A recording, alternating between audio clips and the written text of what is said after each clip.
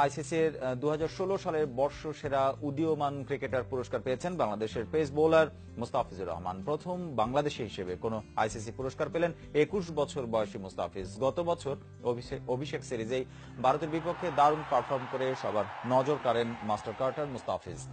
পাকিস্তান আর দক্ষিণ আফ্রিকার বিপক্ষে সিরিজেও ধরে রাখেন পারফরমেন্সের ধারাবাহিকতা। গত বছরের সেপ্টেম্বর থেকে এ বছরের সেপ্টেম্বর মাসের মধ্যে খেলা 3 ওয়ানডেতে ফিজের উইকেট 8টি আর 10টি টি20তে নিয়েছেন 19টি উইকেট। তবে বছরে তার সাফল্য ছিল আইপিএলে সানরাইজার্স হায়দ্রাবাদকে চ্যাম্পিয়ন করা। আইপিএলেও সেরা উদীয়মান ক্রিকেটারের পুরস্কার পান তিনি। আমি সবাইকে ধন্যবাদ দিতে চাই যারা আমাকে সহযোগিতা করছে।